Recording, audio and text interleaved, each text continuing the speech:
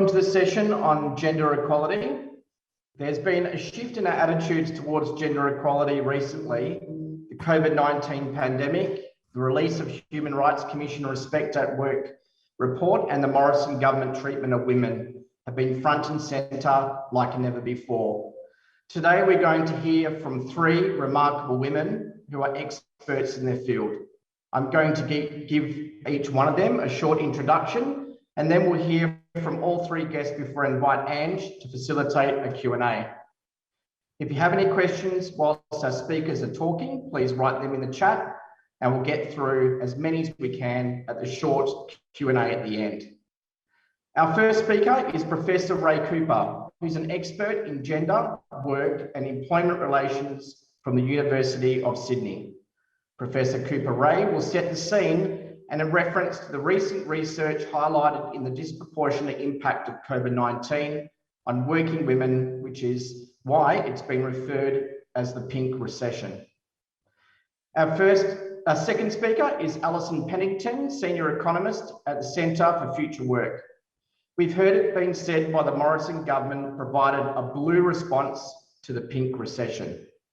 It didn't need to be this way. Alison will highlight the policy response the government could have delivered that would address the experiences of working women. Finally, today is International Day for Elimination of Violence Against Women and the start of the traditional 16 days of action. The Respect at Work report was delivered by the Human Rights Commission to the Morrison government in early 2020, and it took the government 12 months to deliver a toothless response. Michele O'Neil, President of the ACTU, will talk about the campaigning work that our movement has been doing in this space. Thank you.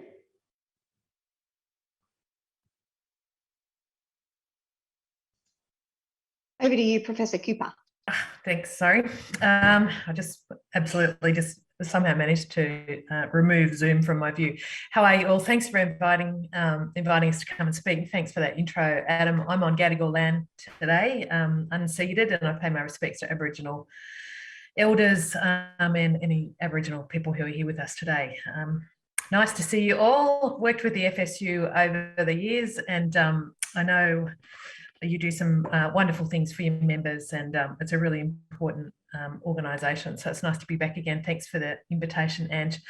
So I'm just going to talk very briefly now. Before I forget, I'm just going to put something in the chat that people might find useful as a bit of a resource, looking at some of the things we've been up to in my centre lately, which goes to the specific labour market impact that the COVID period has actually had on Australian working women. I probably don't need to tell this audience that women walked into the COVID period, some steps behind men, and that sort of plays out in lots of different ways. We talk a lot about the gender pay gap. We don't seem to actually be fixing it, but we talk a lot about it. There's all sorts of other gaps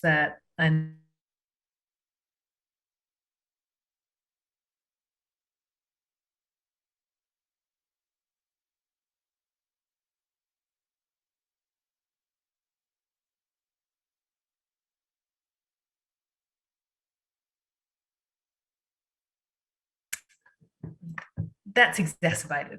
And we've seen inequality definitely around gender, but also along a number of other fault lines actually get worse during the period of COVID-19 in 2020 and 2021. My very good friend and colleague, Professor Liz Hill, who's at the University of Sydney with me, and we're just setting up a new centre, which is called the Gender Equality in Working Life Centre. She often talks about the impact that COVID has had on women, of leaving them weary from all of the work they've had to do and whiplashed. And whiplashed because we sort of got through 2020 and that was bad enough. And I think everyone sort of thought, well, finally, this time of the year last year, I think people thought, okay, that's over. Let's try to look to 2021. And then the whiplash comes from the 21 sort of pandemic period and the infections that we saw, but also probably much more significant lockdowns being more profound in terms of the impact that they've had on everyone, but more profoundly on women. And so that's the whiplash. So let's hope that what we're looking forward to, and I hope what you're talking about at this conference is 2022 looking a little bit better than 2020 and 2021. Now, Ange wanted me to talk just very briefly about what COVID has these last 2 years, or 18 months to 2 years, has meant for gender equality at work. And I tend to think about it across 4 key areas. And none of these areas have made things better. Let's just put it that way. So I'm often really depressing when I talk about these things. So get ready for some depression. At the end, maybe when we have questions, we can all talk about where there might be some light at the end of the tunnel. So you'll all know, because of the jobs that you do and the jobs that you represent, that women have formed the majority of the front line during the COVID period. So you compare that to the period of the bushfires 2 summers ago, and that was a distinctly sort of yellow uniformed front line. What we see through the COVID period is that women have been out the front looking after people in health contexts, doing that essential work that keeps our institutions and our health settings going, doing the work in care, and doing that frontline work, whether it might be working in banks, branches, whether that's working in supermarkets or working in other sort of customer-facing roles. So women have been out the front of this crisis, and they've therefore been a lot more susceptible to the virus. And we've released some research today, myself and my colleagues at the ANU, of the impact that retail workers say that COVID has had upon their jobs. I'll try and find that and put that in the chat later when someone else clever is speaking. I can't do 2 things at once. And what we found with that is that women retail workers say they've been more profoundly affected than men have, but they also, quite disturbingly, women workers in retail say that they've been more profoundly affected by violence perpetrated by customers. That they're getting more abuse than they normally do, and they often cop that anyway, but they're getting it worse than they have in the past, and they're very worried about what the ongoing issues around compliance with check-in apps and all that kind of thing, what that's going to mean for them. They're not saying that they're anti the compliance regimes, but wondering why it is that young, highly feminised and often low-paid people are the ones who are having to police that. So that's number one. Women have been the front line of this crisis, and I think that's going to have a long tail, and we're going to see that playing out for a while. Women, and this is the thing that I put in the chat, women have lost more jobs and lost more hours during the COVID crisis than have men. So although I was just watching Question Time in my spare time, having a look at what's going on in the federal parliament, and whilst we've got a whole bunch of muscular language going on in the response to COVID, we're talking a lot about building back better through building great big roads and building those kinds of things as our response to the pandemic.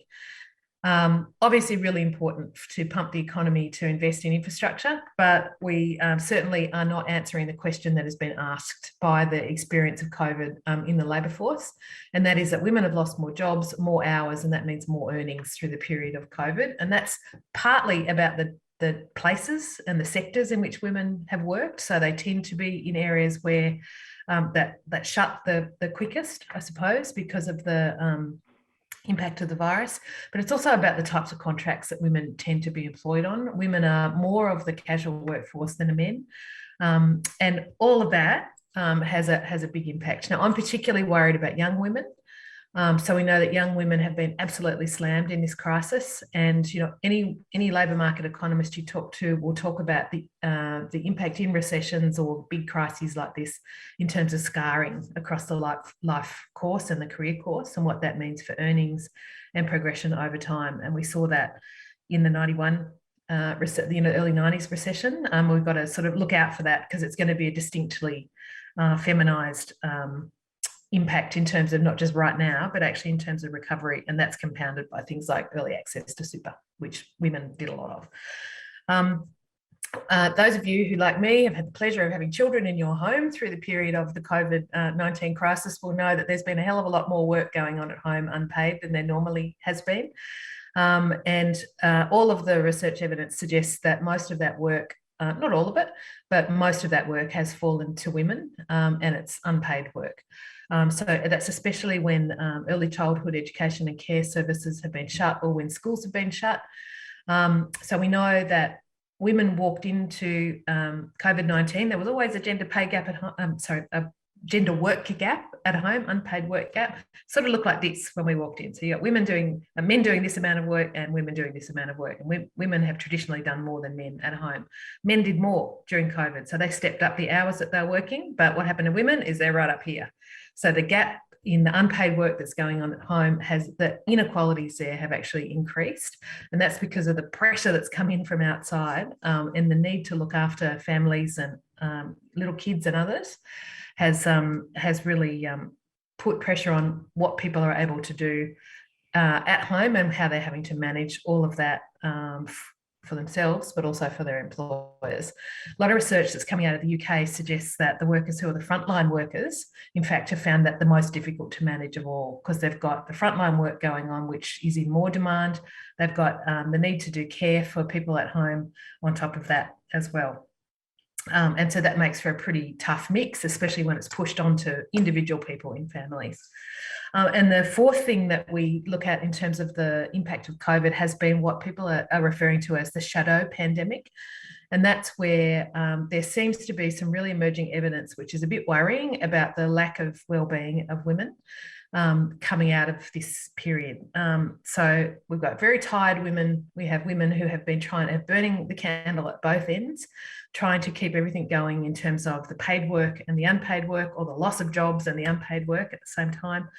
And we can see that playing out in things like reports of well-being, reports of mental ill health, things like alcohol abuse, and reports of alcohol consumption have gone up quite considerably for women, and they're all markers of distress and ill health for women facing stress.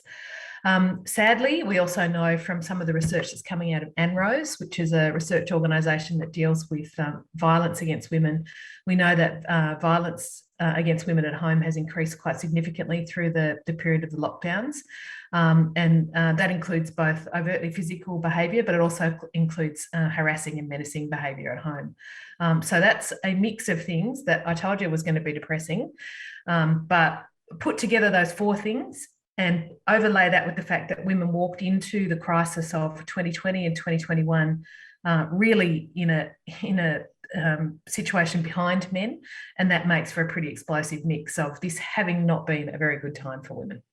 So I'll leave that there. Oh, and the thing I put in chat, that's an analysis of the ABS's data, and that shows you that 2021 actually has been worse for women than 2020 was. Women lost 56%, I think, of jobs in the 2020 lockdowns, and in the 2021 lockdowns, it's more like 60%. So it actually seems to have gotten worse this year. And I shall now be quiet. Thanks. Thanks, Rae. Over to you, Alison. Great, thanks. I just realised I've been off mute the whole time, so I hope my face didn't pop up during Rae's talk. Thanks for inviting me. I'm on Wurundjeri land, work here, I earn an income on this land, and recognise that the fight for land and rights and justice and compensation continues. So I've got some visual aids for everyone, because I know that the Zoom marathon can get tiresome, and just want to check that that's visible. Is there a thumbs up? Yeah, we can see it. All right. I got to edit my presentation in real time as Rae was talking, so there was definitely no double up. I'm here to tell you, unionised women can build a better economy. Why is that? Because we have a severe crisis of inequality, and that's not just between men and women, but working people overall have got less and less of the share of power and wealth during the COVID crisis. We've seen an acceleration of the increase in power and wealth in business. And this is why it's integral that to basically turn this thing around and deal with the structural barriers and inequalities that face working women, we have to remake our economy. And I think that unionised women, as the majority of union members in this country, are absolutely going to be at the forefront of that fight. So here is some information about where you can find our research at the Centre for Future Work and on Twitter. So as Rae was saying, COVID has hit women worse. what we can say is at this point now, employment levels, underemployment, participation levels are all weaker than for men. And there are still major barriers to women being able to access paid work, and they remain stuck in low-paid, insecure jobs. There's still major barriers. Those barriers are not going away, which means we have to ask the question, how are we going to start to deal with what is actually a widening gender pay gap? In the last data, we saw an increase in the pay gap for all workers. So this is the third column there, is the pay, the difference in average pay between all workers, both part-time and full-time, which is important to measure because women have so many barriers to accessing good full-time jobs that on average they earn 31.3% less than men. As I said, one of the key reasons why we need to build a whole new economy is because business is not going to be able to do it for us. And so it's going to be public-led, it's going to be union-led. During the pandemic, we've seen a shock doctrine effect, which is the exploitation of major crisis to the benefit of established wealth and power. This is one of the first recessions where we've seen profits increase in Australian history. In 2020, profits surged 575 billion, which is 10% up on 2019. We lost 1 million jobs in the process. That people were discarded while profits went up. Of course, we saw Commonwealth government policy help in a great way to facilitate that transfer. Company profits then grew 7 times faster than wages in 2020.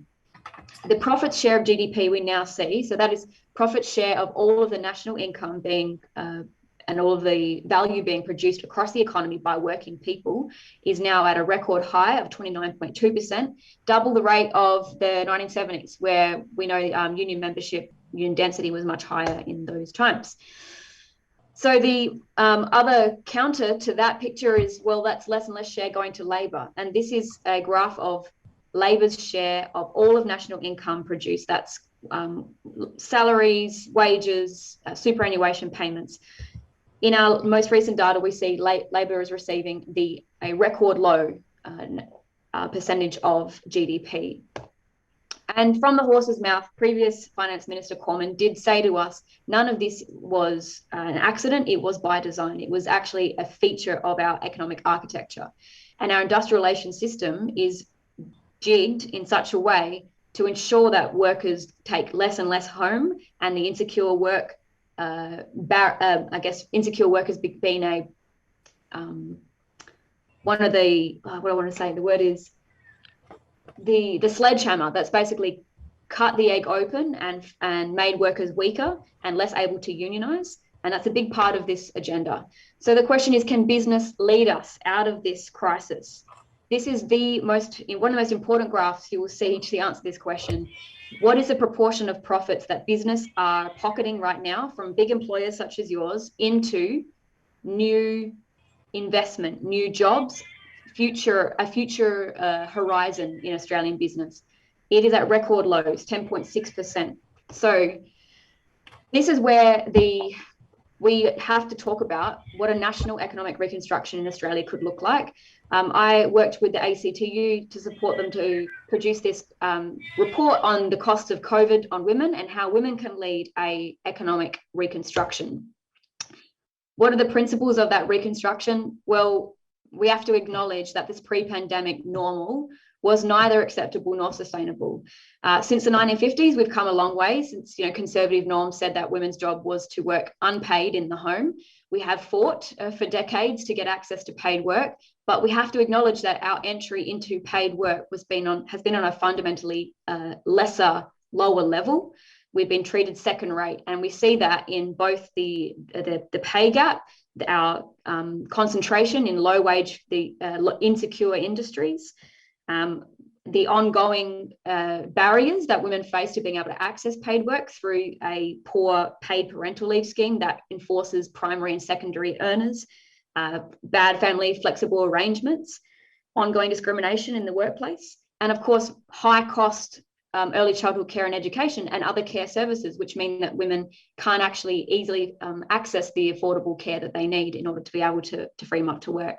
So we have to build a new normal, and that's about a longer run structural change for better jobs, incomes, retirements, and public services.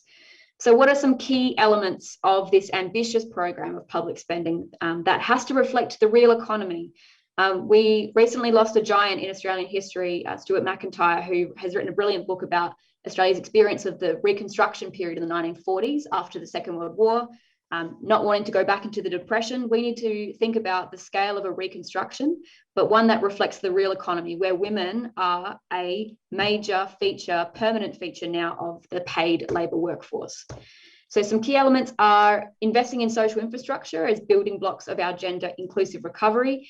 If you think about the 15 billion, which is just the cost per year of the stage 2 income tax cuts that the government brought forward, if you put that 15 billion into women's jobs in feminized, in care sectors, we could create 200,000 jobs.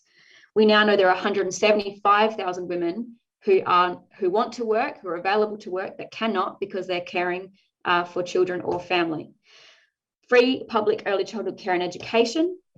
We have to attach the provision of good jobs to public money. This is a key feature and recommendation of the ACTU's report, because billions of dollars go out the door without the requirement that employers who receive those contracts actually provide good, decent jobs to women. Women are disproportionately impacted by the way we treat housing as a commodity. We need a national housing construction program. We have to rebuild our public post-secondary skills system, which includes the TAFE system and our universities, which are taking a beating right now, and strengthen the income security system, which women disproportionately depend on at the moment on below poverty payments. But of course, we need an empowered workforce to build it, because bureaucrats in government departments aren't going to be the ones who create this new world. It's going to be the ones that workers fight for on the ground. So I'll just finish with some high-level policies that I think should be part of the union agenda to fight for this world. First of all, on the red column, we're talking about building more jobs. Think of it in 2 stages, or they have to happen at the same time, but 2 processes. Government has to commit to a full employment macroeconomic policy stance. That means spending as much as they need to create enough jobs for people who need them. We need targeted job creation in women's industries. And then we have to make those jobs better, because not all jobs are created equal, right? We want good ones. That means lifting our anti-union laws so women can actually organise and fight for these things for themselves. Expand bargaining scope beyond the very restricted enterprise level bargaining system. Strengthen our statutory protections to decrease insecure work. Legislate secure work on commencement, rather than employers being able to legislate for casual work on commencement. Boosting our minimum wage to a living wage, which will, again, disproportionately impact and help women who are lower wage workers. We have to improve the whole system of family work supports, ending this very old and archaic separation between primary and secondary earners and therefore supporters or carers, and rebuild our skills and vocational pathways. And as Rae said, for young women who have absolutely copped it in this crisis, making sure our skills system is providing free education and training for job placement is so critical. So I'll leave it there. Thank you very much. Fabulous. Thank you so much, Alison. We're now going to ask Michele O'Neil, who is going to talk about some of the things that we're doing on this day, which is the day for the the International Day for the Elimination of Violence Against Women. Over to you, Michele. Thanks very much, Ange and Adam, and also great to hear Rae and Alison there. I want to begin by acknowledging the traditional owners of all the lands we're meeting on today. I'm here in the land of the Wurundjeri people of the Kulin Nation, and pay all my respects to the elders past and present. And it always was, and it always will be, Aboriginal land. And great to join the FSU National Conference today. Thanks for having me. And I'm so sorry we can't be together in person, but not long now, and I reckon we can. And I wanted to take a minute to acknowledge how tough the last 21 months has been for you as workers and as unionists in your industry. I know how you're often not talked about as being on the front line, but I know how much you absolutely were, and the challenges and difficulties that caused so many of you. You did and continue to do an amazing job. The remarkable thing that happened in the midst of all of this time was what we saw in the courage of women in speaking out and standing up this year has been extraordinary and inspiring. I'm talking, of course, about Grace Tame, Brittany Higgins, and Kate. But this is not just the story of white women with a platform. It's not just the story of parliamentary staffers. This year, something special and new happened back in March when thousands of Australian women and the men who support them participated in marches for justice, because enough is enough. And it's not only a story of Parliament House, but it's a story of workplaces and houses and streets in every town and city in this country. And as unionists, we know our systems, including our criminal justice system, our workplace laws, and our health and safety laws, are stacked against women facing sexual assault and harassment. We don't have equality. All of these issues are huge. All of the issues that, in fact, you've heard both Rae and Alison explain so clearly today in a way that means I don't have to go there, are huge risk factors for gender-based violence and harassment. And instead of addressing these problems, we've seen totally gender-blind responses from the government. And we know that harassment and assault are fundamentally about power, and that the power to fire you, to not give you that next shift or not give you the promotion or the time off you need, is power wielded as a weapon in workplaces across the country every single day. So there must be urgent changes to our workplace laws and to our workplaces. And women's health and safety at work remains a key barrier to gender equality and how our laws are failing us. And gendered violence, including sexual harassment, is really prevalent and pervasive. And we know that the majority of the key recommendations of the Respect at Work report, the report that was done by the Sex Discrimination Commissioner, commissioned by the government to look at sexual harassment across workplaces across the country, have still not been implemented. And it's 2 years nearly since the report was given to the government. And we know this is a big problem. Nearly 2 in 5 women say they've experienced sexual harassment at work, and it's also a problem for men. We know that only 17% of those sexually harassed at work actually report it. And the reasons are because often they fear losing their job or a backlash from the perpetrator. And this government was dragged to action on this issue by Brittany Higgins making her public alleged rape. And delayed action by them on this has actually led to many people leaving work, because that is what we know happens in far too many cases, because we don't have proper rights and processes to deal with harassment. So it's really critical that the government fully implement Respect at Work and all of its recommendations, not cherry pick the ones that they like and leave behind the ones that would actually make the biggest difference. They sat on that report and I actually think would never have responded to it if there hadn't been the pressure, they hadn't been dragged to it.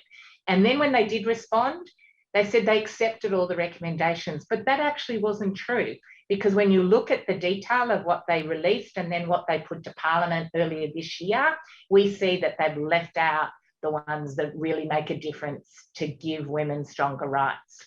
So I'm going to tell you a few of those that we're campaigning to push them to continue to get into law, whether it's this government or the next, to make sure that all of those recommendations are acted on. So some of the ones that were left out was a clear prohibition on sexual harassment in the Fair Work Act and a new complaints mechanism. The government did not do that. Instead, they put in a thing called a Stop Sexual Harassment Order, which is an improvement, but doesn't go to that key issue of prohibiting sexual harassment and having a really effective complaints process that means that employers could be held to account and fined, for example, for not doing enough. They didn't put into the Sex Discrimination Act positive duties on employers to prevent sexual harassment. This is so important. It's important to have processes for complaints and what you deal with when there is harassment, but a lot better would be to prevent harassment. And if you think of health and safety and other laws, there's obligations to take action to stop a risk. So we want to see that positive duty where employers actually have to not just deal with complaints, but look at what's needed to try and prevent harassment in the workplace and have positive duties to do that. And it's also the third one that they failed to put in place was the Sex Discrimination Commissioner having powers herself to be able to initiate her own inquiries. Now, it shouldn't have been that we had to wait for the Prime Minister to invite the Sex Discrimination Commissioner to have a look at what was going on in Parliament House. Now, there was a problem. It was clearly a systemic problem. And this is the power that we need the Commissioner to not have to wait to be invited by a boss to go and look at when there's a sector or an industry or a workplace where there's clearly a problem. And then, of course, we want to see objects in the Sex Discrimination Act that were recommended again in Respect at Work that says there should be an object to achieve substantive equality between women and men. And instead, we got this much weaker, less effective wording that the government put in. So I want to touch in the last few minutes on one other really important thing that wasn't in Respect at Work, but that we're fighting to win. And it goes to the core of safety. And what I'm talking about is paid family and domestic violence leave. And I want to congratulate the FSU for the amazing work you've done in winning paid family and domestic violence leave in so many of your agreements. And it's now more than a decade since the ASU won the very first paid family and domestic violence leave in an agreement in the world. And then since then, union campaigning has meant that we've won the right in over 1 in 3 workplaces across Australia. Now, that's a pretty tremendous effort from all of us, but too many workers are still left out. And we know, despite our progress, and as you heard from Ray, the pandemic has made family and domestic violence worse. And we've heard of a surge of cases from frontline support workers. So we're fighting to win a minimum of 10 days paid family and domestic violence leave in the National Employment Standards. We're currently participating in a case to try and win it in the Fair Work Commission to be put into awards. We've currently got 5 days unpaid leave, but even winning it in the awards is not enough. We want to make sure no one is left out. Every worker should have access to this leave because it saves lives. One woman a week is dying at the hands of an intimate partner in Australia. And this is something that we know will make a real difference in terms of protecting women, but also men who are experiencing family and domestic violence. So our Congress endorsed a really ambitious plan about women and equity. We haven't got time to touch on all of the things that we're trying to change and win, but to end, I do just want to say that we have done a lot of work on this We Won't Wait campaign, which is the name of our family and domestic violence leave campaign. There's great resources available, and I think there's a link being put in the chat by someone as I'm talking about that. Have a look. We want you to You've done a great job in winning it, and I think in the vast majority, if not all, of your workplace agreements, enterprise agreements, that we want to also try and get your employers and employers around the country to step up and publicly call for it to be a right for every worker. So we're really keen to have you as part of that campaign. We want to make sure that we get a public profile about We Won't Wait. So we want to have you and your colleagues and friends take action online, make sure that you're using We Won't Wait, using the selfie signs and resources we've got available in the kit. And we've also got a national petition about it. So getting all your friends and family onto that would be good as well. So I'm going to end by saying we need change, and we need change urgently. Underpinning harassment and abuse of women is structural inequality and the profound power imbalance that says to too many men, you can get away with it. And shifting that power imbalance needs economic justice for women as well, which is why at the core of our Secure Jobs Are Worth Fighting For campaign, these issues are in there. They're critical to the big campaign we're fighting for secure jobs for everybody, for all the reasons you heard before. We've got to expect more and demand more, take action in our workplaces, on the streets, online and everywhere, and don't settle for less. Change is coming and we won't wait. Thanks, everyone.